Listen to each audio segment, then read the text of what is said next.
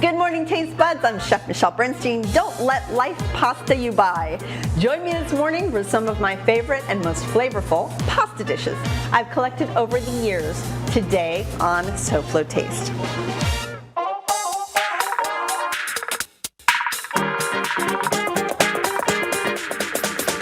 How fun is that?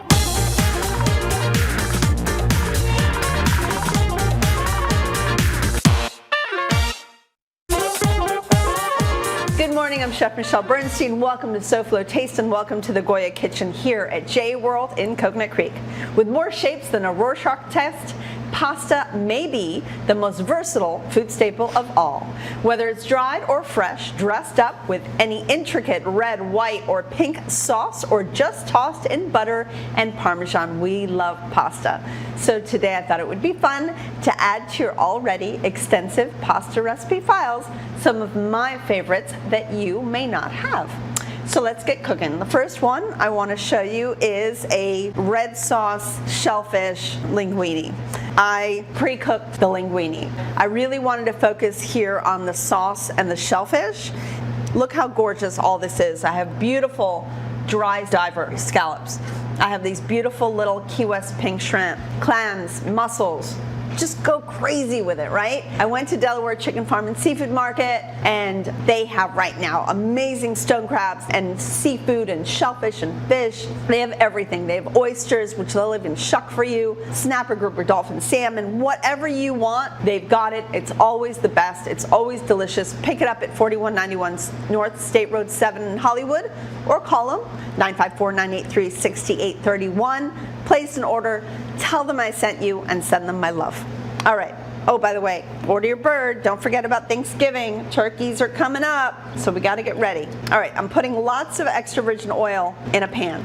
Clams take a lot longer than mussels. Actually, clam takes the longest to open than pretty much any other shellfish that I've ever worked with. So what we're going to do is we're going to start cooking all our flavor, but we're going to add clam at the beginning because that trickle of juice after the clam opens, that stuff's the bomb. That makes everything delicious. So we're going to start out with a little bit of minced garlic, just a little bit of red crushed chili flake, a healthy pinch of salt, and a little bit of black pepper.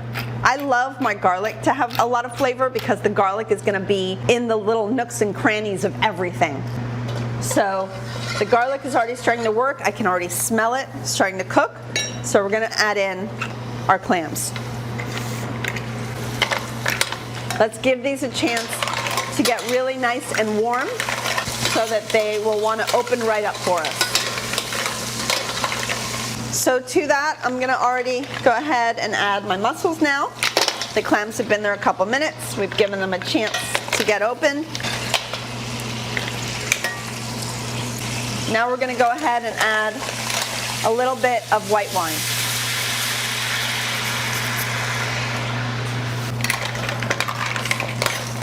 All right, so we're going to let this wine reduce, and then I've got canned tomatoes. These are Italian tomatoes. I like to buy whole and crush them with my hands, but of course you can buy crushed tomatoes. It's up to you.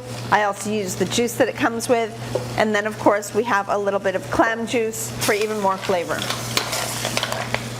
So this is the clam just beginning to open. You see that? How it just started to open itself up a little bit. It's starting to peek through.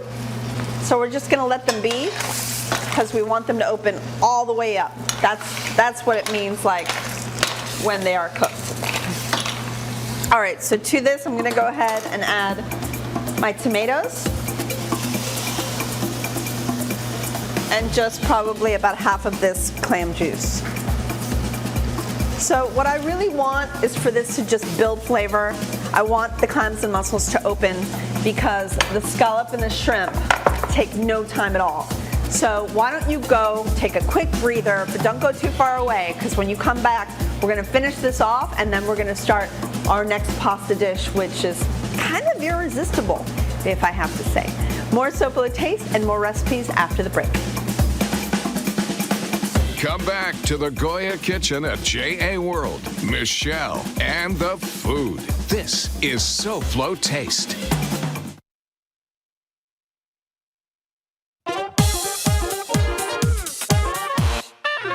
Welcome back to SoFlo Taste as I give you pasta recipes. The word pasta is generally used to describe traditional Italian noodles. Pasta is made from unleavened dough consisting of ground durum wheat and water or eggs. The use of durum wheat sets pasta apart from other forms of noodles, and we're glad it does. Now back to imagine the PASTAbilities. All right, so everyone, not to overcook your clams and mussels. Whenever they open, go ahead and just have a little bowl, just throw them in there and keep on reducing your beautiful sauce. My sauce has reduced about halfway down. I just want to add a tiny bit of that pasta water, which brings everything together. So now I'm going to go ahead and cook the rest of the shellfish. I've got, like I told you, these beautiful scallops, and I'm just going to cook them all. I'm making a lot of sauce today. I'm also going to go ahead and add these beautiful Key West pink shrimp.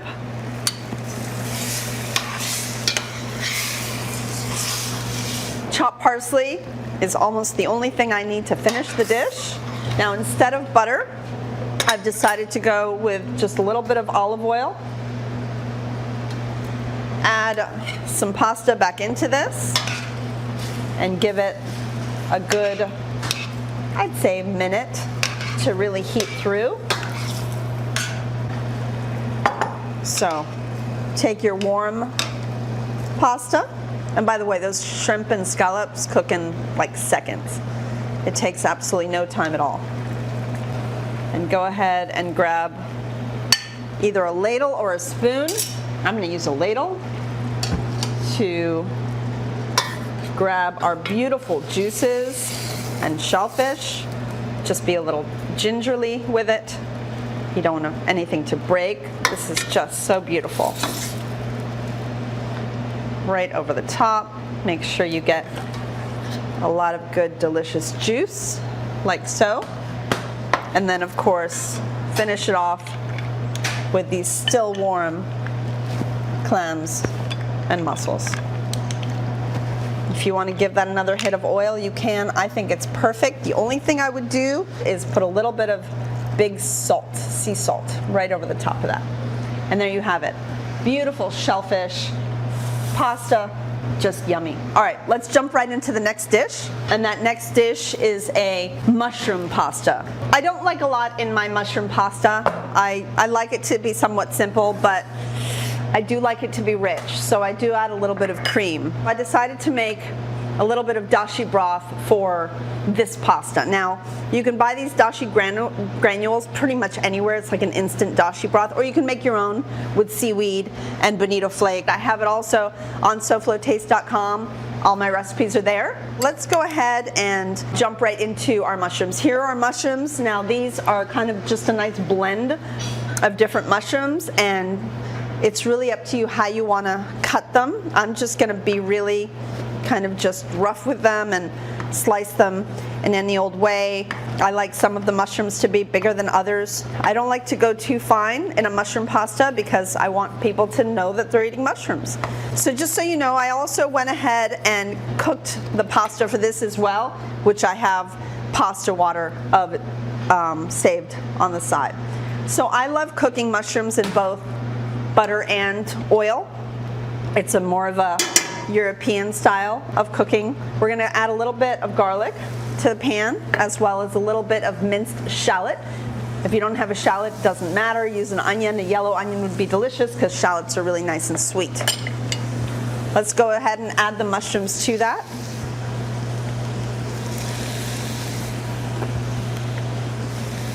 And it might be nice to have some mushrooms cooked a little bit more than others. So I'm going to go ahead and start with a little bit and then cut a few more to add in a couple minutes. This is the perfect time of year for mushrooms. Fall is really mushroom season, so try to take advantage of the season. However, if you love things like porcini mushrooms, and obviously they're really hard to find and very expensive, you can always add dry or frozen mushrooms to your mixes as well. When you're making a pasta, it's a little more more forgiving when you don't necessarily always use just a fresh mushroom. So let's say you wanted to do a porcini that was dried. I have beautiful dried porcinis at my house. You can just put them in some nice hot water, get them all really plumped up again, squeeze them out before you saute them, but use that water, that porcini water, because it's just delicious and it tastes very mushroomy. So you have that gorgeous mushroom essence. All right, so let's see how these are doing. I think this is a great time for another little breather. Come right back for more of my pasta recipes, but before I go, all my recipes are available on our new SoFloShows.com webpage. Just point your phone camera at this quick response code and it'll take you directly to our SoFlo Shows page. You'll also see it on the ingredient list throughout the show. Come right back.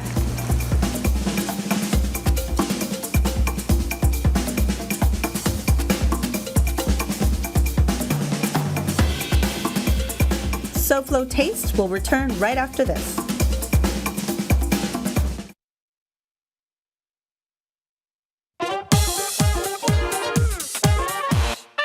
Welcome back to SoFlo Taste, celebrating pasta. I'm in Coconut Creek at JA World. For information about this wonderful place and what it can do for our children, go to jasouthflorida.org or call 954-979-7100. Now back to the food. All right, so I added that second batch of mushrooms to this. Everything is beautifully caramelized and it's really hot. So I'm going to go ahead and add a little bit of dashi broth.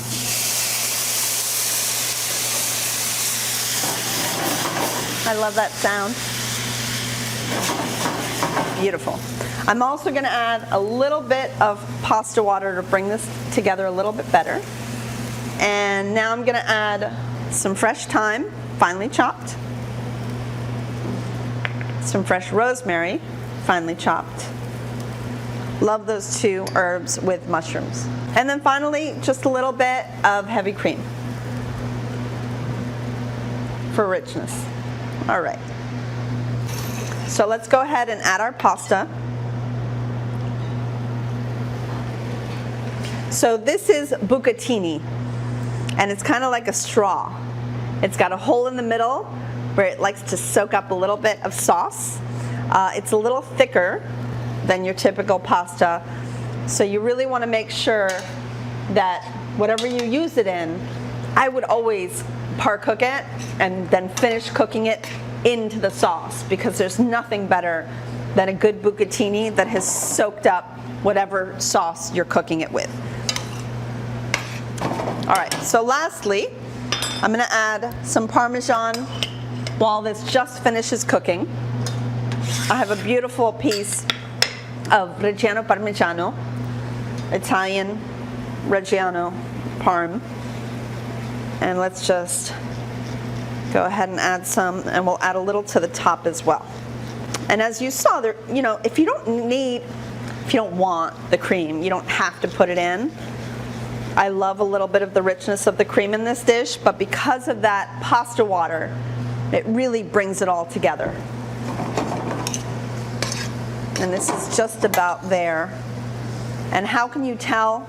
Because of the large bubbles that it forms and glazes over. The sauce, when you move your spoon down, you see how it keeps the separation there? That's when you can tell your sauce is nice and thick enough. You see that? It's nice and thick. Beautiful. All right. And I'm just going to do a serving for one, if I may.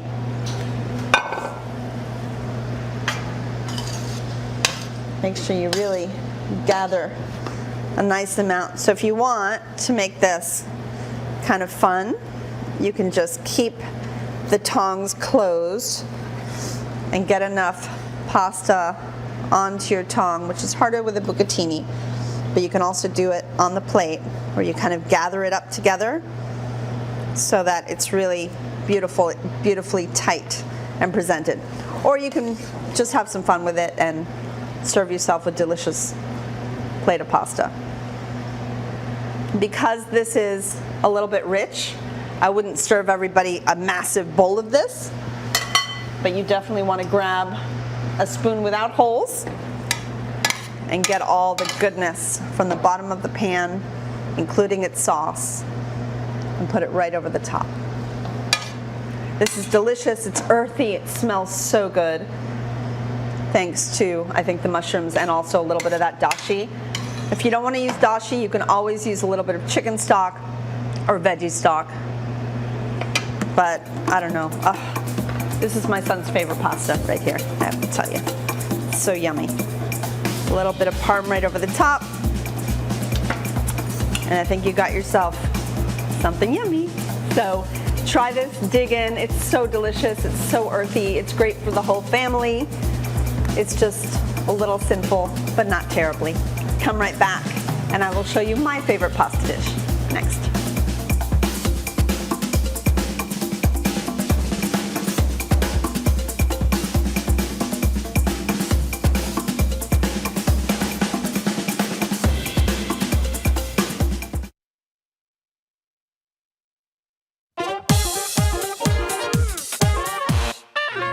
Welcome back to SoFlo Taste and my pasta show. So this dish is actually my personal favorite. So I don't know if you've ever worked with broccoli rabe.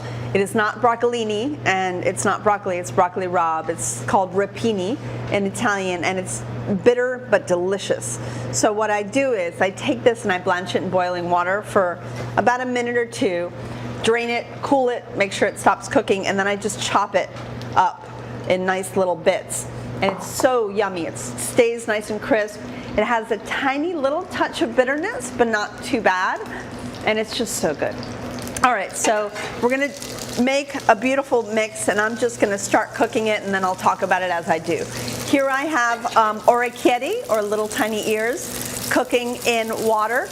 So I'm gonna just take this butter and get it just a little nutty. So this is about 2 tablespoons of butter, and I'm looking for it to just get a little more golden brown to turn nutty, and then we can, there it goes, as I'm speaking. All right, so to this nutty golden butter, I'm adding a little bit of garlic,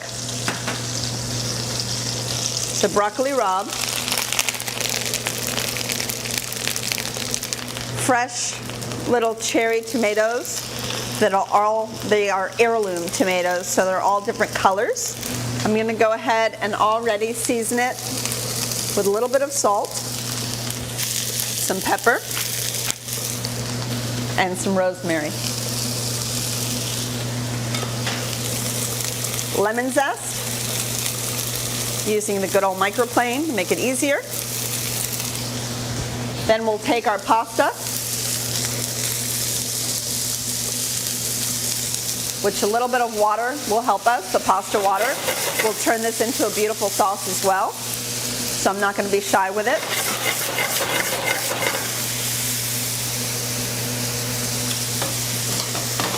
Maybe a little more water. And then finally, to finish, I have a little bit of spicy honey. If you haven't seen spicy honey, it's so yummy. It's actually called hot honey. If you can't find it, you can add just a little bit of regular honey with a little bit of hot sauce. But this stuff is so yummy, so good.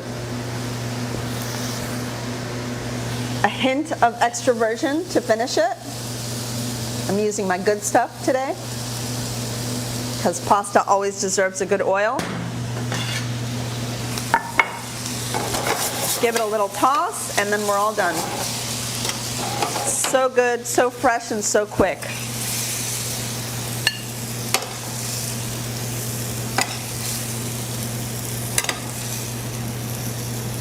And this is my kind of pasta. Now, the one thing I always have made at home, which now sadly my son Zach can't eat without, is a topping called Gremolata, which is basically any type of like a toasted breadcrumb with a little zest, if you want to put in zest of lemon or lime or orange, maybe a little herb like parsley. And I always have some around. I keep it in a little baggie around the house. So I'm going to top this gorgeous pasta with not only Gremolata, but pecorino romano, which is a little more salty and briny than your Parmesan. But man, what a great plate of pasta. Well, is there room for any or all of my recipes today in your list of pasta dishes? And don't worry about adding your own touches to them. That will really make them your own, and I love that. So next week, all aboard for a culinary tour of Mexico, and especially a culinary tour of breakfast in Mexico. I'll be making some of my, and more importantly, my husband's favorite Mexican breakfast specialties, so please be here. Now let's check in with host Hunter of SoFlo Health. Hey, good morning, Mr. Frankie. What will you be up to tomorrow? Hey, Michelle. Tomorrow on SoFlo Health, we head down to Doral and show you how you can escape the hustle and bustle of the city to a little oasis. NSU's Art Museum is on the move, and Broward County school students can enjoy art classes from at home or in person. There's a bakery that is making kosher and allergy-friendly treats that you can enjoy, so whether it's your birthday or just cheat day, you can have a treat. Morgan keeps you safe in the gym by making sure that you follow these do's and don'ts and don't hurt yourself. I hope you enjoy that pasta and that it's as good as it looks. It's impossible for it not to be. Thank you, Mr. Hunter. I'm setting my alarm for 12:30 tomorrow afternoon. And don't forget SoFlo Home Project on its new day and time tomorrow at 5:30 through football season. So Taste Buds, thanks again for watching. Please be smart, be safe, and be vaccinated. And I'll see you here next week. Goodbye and very, very good taste.